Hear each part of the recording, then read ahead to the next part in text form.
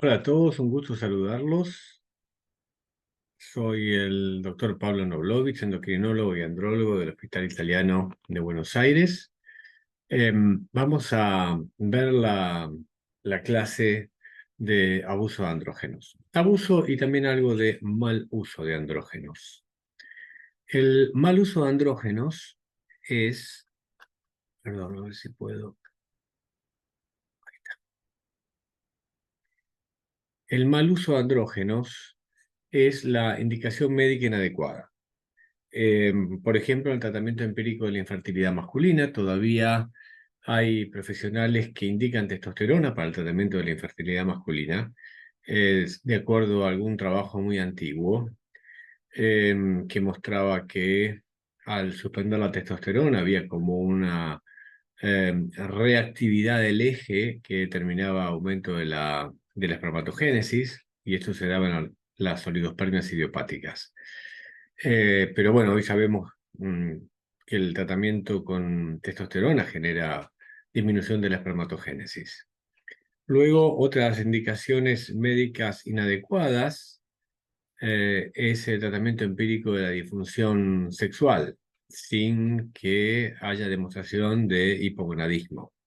O el tratamiento adyuvante en la infección por VIH, o probablemente la indicación más frecuente hoy como indicación médica inadecuada es el antienvejecimiento, o sea, el tratamiento anti-aging dentro de la hipótesis de andropausia, cuando se hace una indicación de reemplazo hormonal sin fundamento porque tal vez no existen síntomas de hipogonadismo ni disminución de testosterona.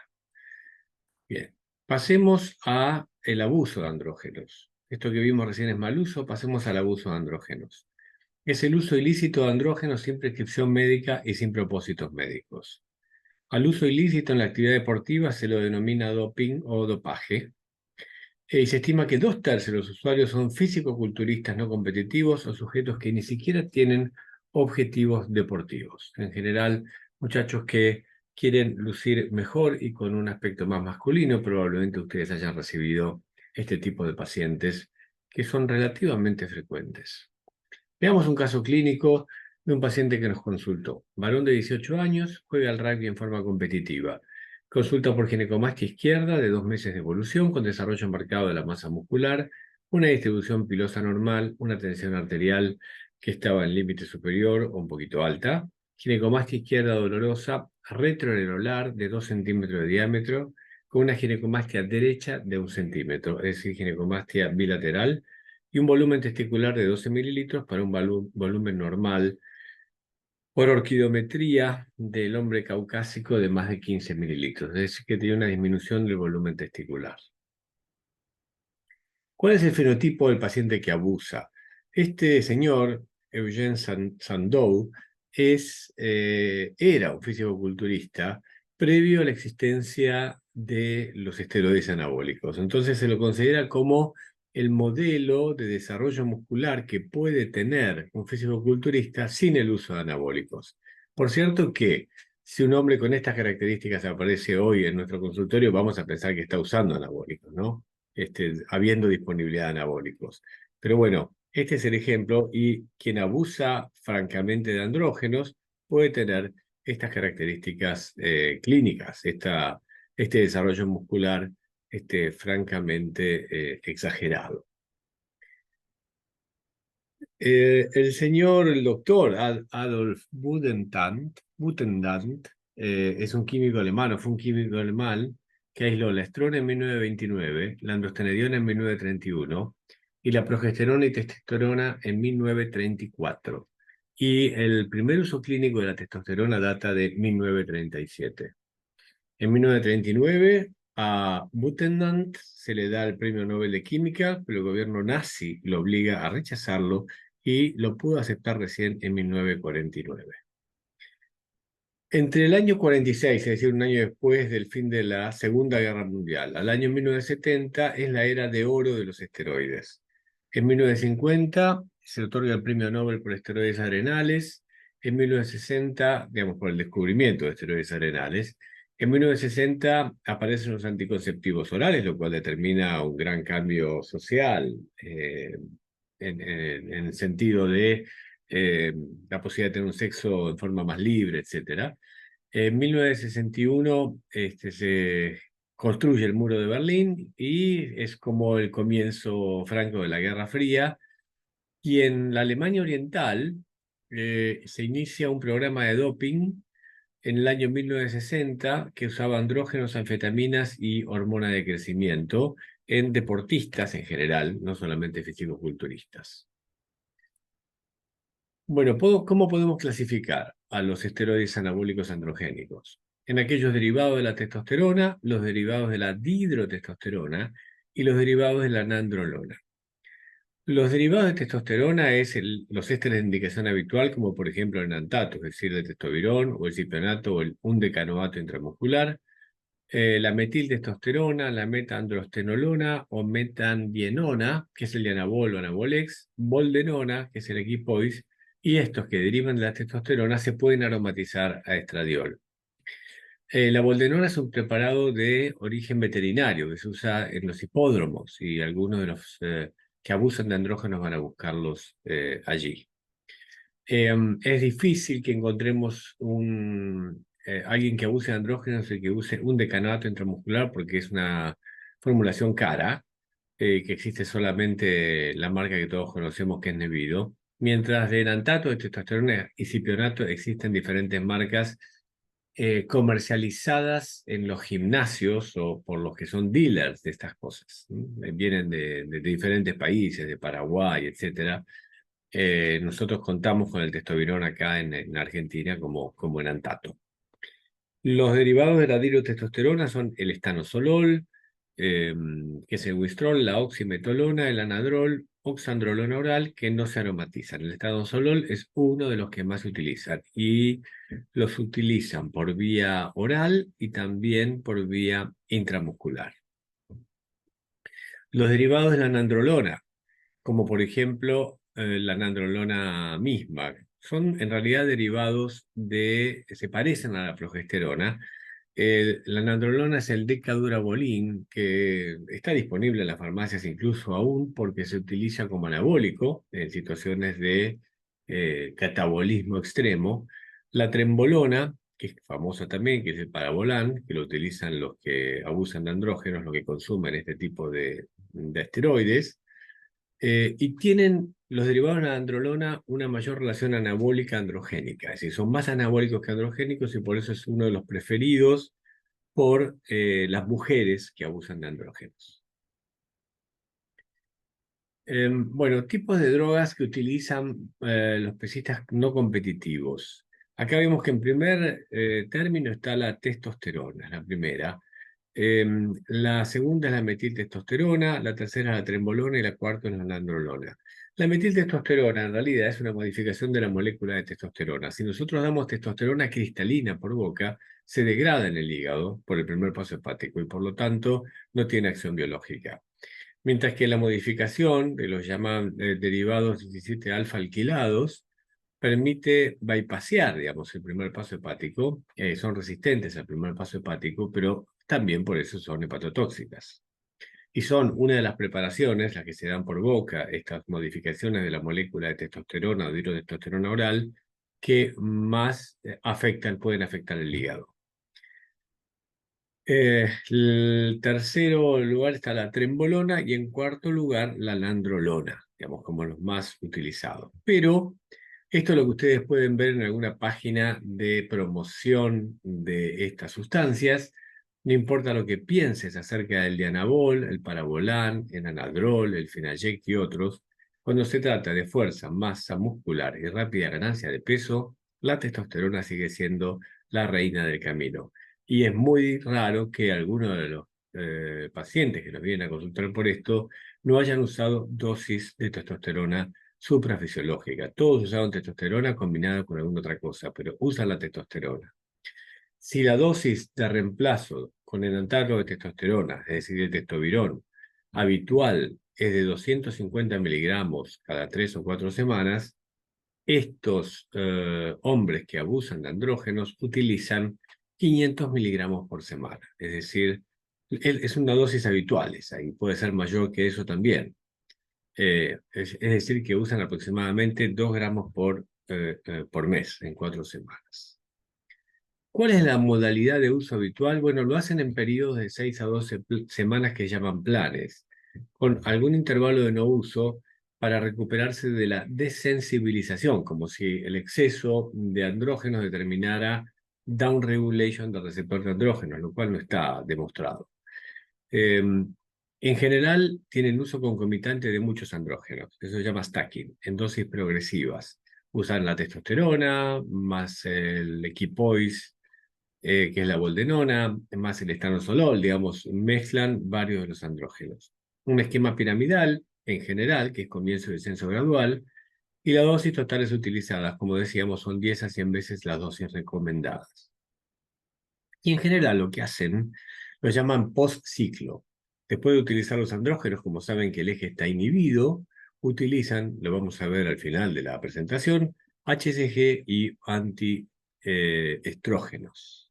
Es decir, con atrofina coriónica para estimular el testículo y o antiestrógenos como clomifeno o tamoxifeno para poder hacer, digamos, reactivar el eje, ¿no? Porque el tamoxifeno y clomifeno tienen acción a nivel hipotalámico y pueden, favorecen la reactivación del eje. Muchas veces también utilizan clomifeno o tamoxifeno por su cuenta para prevenir la ginecomastia durante el uso de los andrógenos o después de haberlo terminado. Justamente hoy vi un paciente que hacía planes de 6 meses de testosterona, es un físico-culturista competitivo, ya tiene 40 años, y se empezó a sentir muy mal y empezó a sentir, fue internado por un cuadro de debilidad muscular extrema y ahí se asustó. Debilidad muscular que no queda claro, digamos, de dónde venía. Y dejó los anabólicos, al menos por ahora. Bien, después vemos cómo ayudamos a estos pacientes que dejan los anabólicos.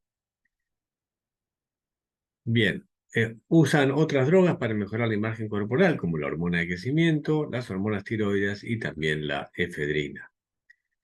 ¿Cuáles son las principales motivaciones para el uso no competitivo? Bueno, en general lo hacen por recomendación de amigos, entrenadores, la internet. Tengo pacientes muy deseosos de empezar este tipo de tratamiento que piden permiso para el uso de este tipo de anabólicos porque ven en el gimnasio que otros hombres para el mismo esfuerzo físico obtienen más masa muscular.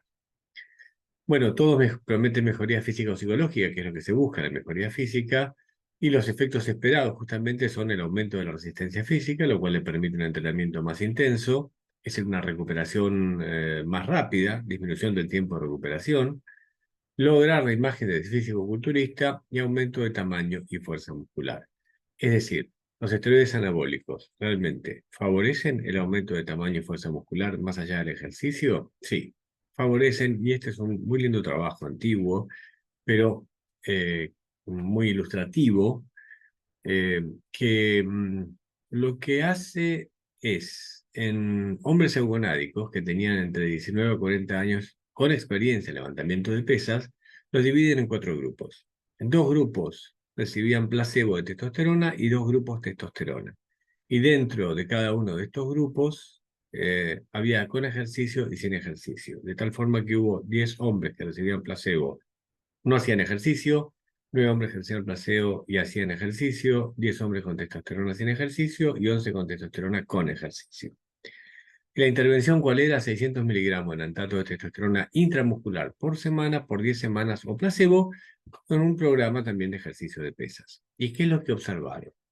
Observaron que evidentemente había un aumento de peso con la administración de testosterona, tanto con ejercicio como sin ejercicio, y en relación a la masa y fuerza muscular, vieron que la testosterona sola, que es lo que está acá que yo redondeé en rojo, testosterona sola, sin ejercicio, aumenta la masa y la fuerza muscular. Fíjense que con ejercicio, este es el grupo de testosterona sola, sin ejercicio, este es el grupo sin ejercicio con placebo. Y este es el grupo con ejercicio, con un ejercicio con placebo, y este es el grupo con testosterona y ejercicio. Bueno, obviamente que con testosterona sola existe más aumento de, perdón, con testosterona sola existe aumento de la masa y fuerza muscular, pero si la testosterona se le agrega el ejercicio, eso es aún más marcado. Es decir, que lo que hacen estos hombres tiene un fundamento en resultados específicos de la acción de la testosterona sobre la masa muscular. Bueno, ¿cuáles son los efectos adversos y signos de sospecha de abuso? Acné de aparición tardía, más troncal que facial, la ginecomastia, la alopecia androgenética, el desarrollo marcado de la masa muscular, la infertilidad. Estos son motivos por los cuales pueden consultar los pacientes, por ejemplo, infertilidad o ginecomastia, o la disfunción sexual, sobre todo luego de la suspensión, que en general es reversible, pero es bastante difícil de tratar, la disminución del libido, aún haciendo nosotros reemplazo hormonal, que estos pacientes presentan después de suspender los anabólicos. Y la disminución del volumen testicular, por cierto, por inhibición de la espermatogénesis. En nuestro paciente, que recordemos era un chico de 18 años que hacía rugby, que tenía ginecomastia, tenía el HFSH baja, testosterona baja, SH baja, él no reconocía hasta ese momento el uso de los anabólicos, HDL también bajo. Y esta es una de las características del laboratorio que en general nos marcan que el hombre sigue consumiendo esteroides anabólicos por vía oral, que es la disminución franca del HDL. El HDL, fíjese, 15 miligramos por ciento, 18 miligramos por ciento, en general no pasa de 20 miligramos por ciento cuando reciben estos andrógenos orales modificados. Y además tiene un hepatograma con franca alteración de la TGO y TGP y un tiempo de protrombina normal. Y entonces el paciente nos refiere que estaba utilizando estanosolol, 20 miligramos por día, se lo conoce popularmente como estano, y testosterona 250 miligramos por semana, como le indicó un médico a un compañero de rugby. Había suspendido la testosterona 6 semanas antes y el estanosolol 3 semanas antes del estudio de laboratorio, pero seguía con el eje inhibido. Pero a 3 meses de suspender mejoró la ginecomastia, el hepatograma se normalizó y a los 4 meses tenía testosterona plasmática normal. En cuanto a otros efectos adversos, bueno, la dependencia, claramente hacen una dependencia, no lo reconocen, uno insiste con esto y les aclara que tengan cuidado porque probablemente tengan una adicción a esas sustancias, pero suelen no reconocerlo. En el sistema nervioso central podemos ver la rabia de esteroides, que es el aumento de la agresividad atribuible también en parte a la personalidad de base, incrementado por el exceso de andrógenos. Esto tal vez es lo que sucede en las puertas de los boliches con esos físico-culturistas que están ahí de vigilantes. Mayor prevalencia de alteraciones del ánimo y 70% tienen patrón de dependencia al alcohol, cosa que al menos en nuestra población que abusa de andrógenos yo no lo vi con tanta frecuencia. Esto es lo que está descrito. La depresión sería un efecto adverso frecuente y es más frecuente la adicción también a opioides porque se lesionan, digamos, en el ejercicio intenso y entonces es más probable que estos hombres consuman opioides. Efectos adversos serios básicamente de dos grupos, son dos grupos, los cardiovasculares y los hepáticos. Estos esteroides dan una aterogénesis acelerada, produciendo una aterosclerosis prematura. Puede haber trombosis, porque sabemos que los andrógenos son estimulantes de la línea eritropoyética en la médula ósea, estimulan también la producción de eritropoyetina por el riñón, y además también lo que hacen es inhibir a la hepcidina hepática, lo cual determina aumento de la ferroportina intestinal, que transporta hierro, más hierro, hacia la sangre. Bien, estos son entonces la trombosis produce cambios reológicos, obviamente, por la policitemia, y se pueden alterar también los factores de coagulación por los andrógenos orales. Pueden producir vasoespasmo, inestabilidad en la conducción eléctrica, trastornos de la repolarización ventricular. Hay cardiotoxicidad directa en los miocitos, puede haber stroke y puede haber también muerte súbita. Lo de muerte súbita, digamos, se pone en duda en algunos trabajos porque la muerte súbita también es más frecuente en deportistas de alta competencia, entonces no se sabe si son los anabólicos, el tipo de actividad física que realizan, etcétera. Eh, Recibí yo hace ya un tiempo, unos muchos meses, un año por lo menos, un paciente que me consultó que estaba recibiendo estanozolol 20 miligramos desde hacía 30 años. Tenía en este momento 50 años. Y se hizo un hepatograma, etcétera, y cuando vio que estaba alterado, vino a la consulta derivado por su médico clínico, además de que tenía un colesterol elevado, y él dijo que le iba a resultar muy difícil dejar de recibirlos, que los iba a suspender un tiempo, que quería controlar el hígado y que los iba a volver a recibir, no podía, digamos, prescindir de esa imagen que los esteroides daban digamos, de su cuerpo. Bueno, el tema es que yo le aclaré que había efectos adversos que no podíamos controlar, digamos. Nosotros lo que intentamos hacer a veces, y ahora lo veremos, es control de daños. Pero bueno, hay daños que son súbitos. En este hombre hace 3 meses hizo un ACV, afortunadamente no fue transitorio, pero no le dejó secuelas. Hizo también una trombosis de la vena renal. Bueno, ahí dejó de consumir todo, por lo menos hasta el día de hoy. Pero bueno, tengamos esta alerta, digamos, y alertemos a estos hombres. En cuanto a los efectos adversos serios hepáticos, principalmente, como dije al principio, por los derivados de 17 alfa-alquilados. Pueden verse tumores hepáticos, principalmente adenomas, y se duda que realmente haya más prevalencia en estos hombres de carcinoma, colangiosarcoma o angiosarcoma de hígado, porque aparentemente no tienen más prevalencia que la población general.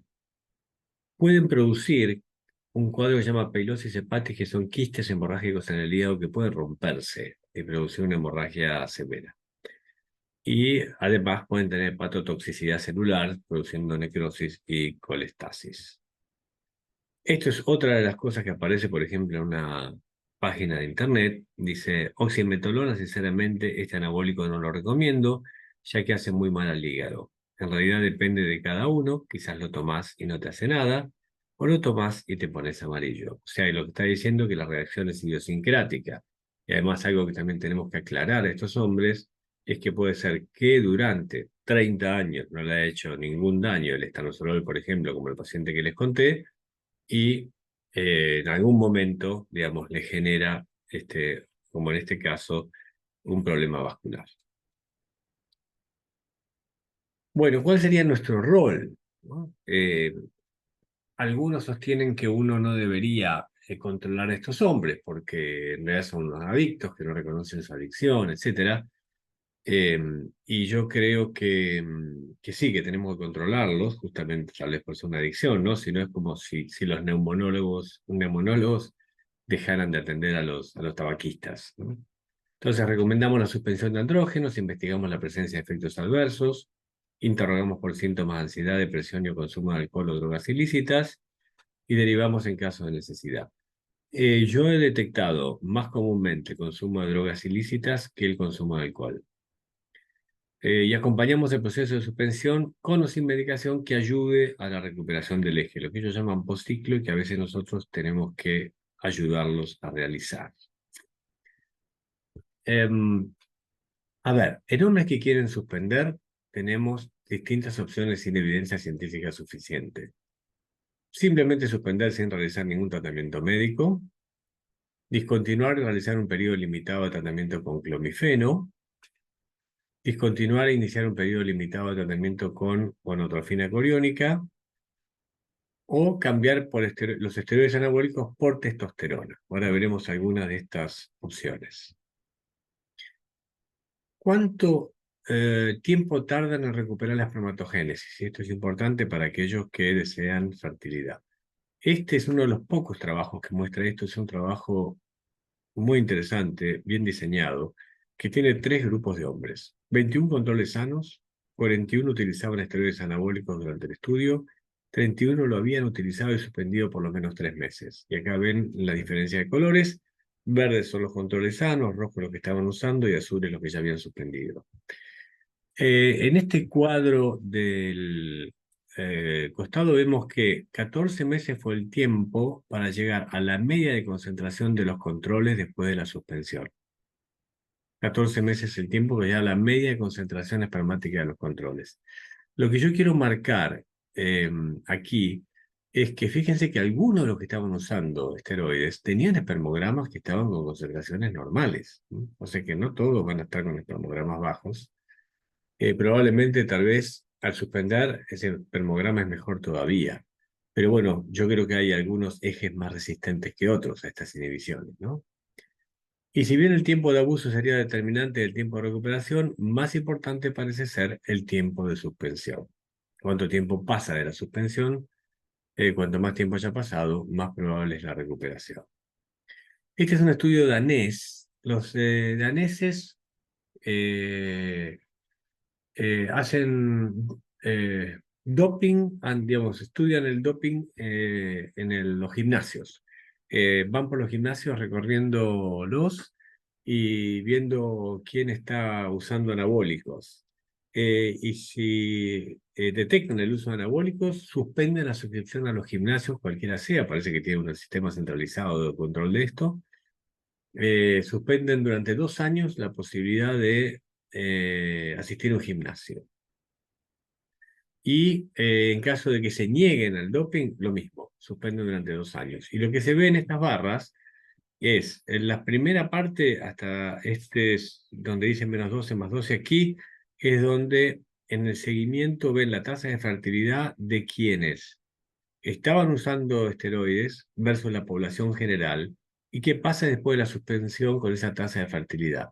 Y vemos como la tasa de fertilidad era más baja que la población general, que es esta celeste, y los que usaban esteroides. Y una vez que suspenden, igualan la tasa de fertilidad de la población general. 26% menor tasa de fertilidad previo al diagnóstico del doping y solo 7% menor luego de la suspensión. Bueno, nombres que desean fertilidad, si la mujer es menos de 30 años, tiene ciclos regulares o con historia de fertilidad en los últimos 5 años, es decir, que tenga buen pronóstico de fertilidad, un control de texto cada 1 o 3 meses, espermograma 3 a 6 meses después de haber suspendido, después de la normalización de testosterona. Mujer de 30 años o más o historia de infertilidad, entonces si usó menos de un año esteroides anabólicos, simplemente suspender, aunque lo más probable es que nosotros tengamos que recurrir igual al uso de clomifeno o HCG, porque estos hombres así lo reclaman. Y si tienen más de un año de uso de esteroides anabólicos, usamos clomifeno o HCG. Y siempre tenemos que investigar, por cierto, otras causas de infertilidad, varicocele, infecciones seminales, etc. La recuperación de los niveles endógenos de testosterona depende de la dosis utilizada y del tiempo de exposición a los esteroides. Con el uso de dosis suprafisiológicas, la recuperación del eje puede llevar semanas o incluso meses, pudiendo ser incompleto. Esto de incompleto es relativo, ¿no? Porque yo digo, ninguno de estos hombres tenía medios de testosterona antes de hacerlo, con lo cual, si vemos que no recupera del todo espermatogénesis o niveles de testosterona, tal vez tiene que ver con, eh, digamos, con que ya basalmente tenía alguna alteración. El tratamiento con clomifeno se hace durante 6 a 12 meses. El objetivo es llevar las concentraciones de testosterona a la mitad superior del valor normal. Y el esquema de tratamiento sugerido es empezar con 25 miligramos día por medio por un mes. Si no se llega al objetivo de testosterona, aumentar los 50 miligramos de día por medio por un mes. Y nuevamente, si no se llega al objetivo, llegar a 100 miligramos día por medio. Y una vez alcanzado el objetivo, reducir de a poco la dosis de aproximadamente 12,5 miligramos por día, día por medio, perdón, por mes hasta suspender. Eh, bien. En cuanto al tratamiento con gonotrofina coriónica, ustedes saben que tiene homología con el LH, estimula células de Leydig, se utiliza 1000 a 2000 unidades subcutáneas 2 a 3 veces por semana, con un objetivo de tener testosterona en rango normal, y algunos plantean administrar al mismo tiempo FSH o clomifeno en caso de que haya búsqueda de fertilidad. HCG suprime el HFSH, por lo tanto el eje estará suprimido durante el tratamiento y un tiempo luego de la suspensión. Y no hay estudios que comparen respuesta espermatogénica ni fertilidad con clomifeno versus HCG. En aquellos hombres que no quieren suspender, es lo que planteé antes, rechazamos la posibilidad de seguimiento versus seguimiento para prevención y eventual control de daños. Esto segundo es lo que yo auspicio. Tenemos que explicar los riesgos: infertilidad, eritrocitosis, dislipidemia, riesgo cardiovascular, riesgo hepático. Y podemos dar testosterona para evitar los síntomas de abstinencia. Las dosis que se proponen son 2 veces superiores a la fisiológica, con disminución progresiva hacia la dosis fisiológica a lo largo de varios meses. O sea que Anna Wald, que es quien escribió esto, es un andrólogo norteamericano, endocrinólogo muy bueno y conocido, que propone un esquema de sustitución suprafisiológica de testosterona para salir de los esteroides. Bueno, como consideraciones finales, podemos decir que no contamos con suficiente cantidad de estudios controlados que permitan decidir si el tratamiento post-abuso de andrógenos es más efectivo que la vigilancia activa. Es posible que la administración reglada de testosterona haga más tolerable los síntomas y temores de la suspensión de los esteroides anabólicos, y la administración de clomifeno y UHCG en hombres que suspenden los esteroides y buscan fertilidad puede ser una opción de tratamiento en parejas con factores evidentes de menor potencial reproductivo. Bueno, podemos conversar sobre pacientes, etcétera, en el encuentro sincrónico. Por ahora, muchas gracias por vuestra atención.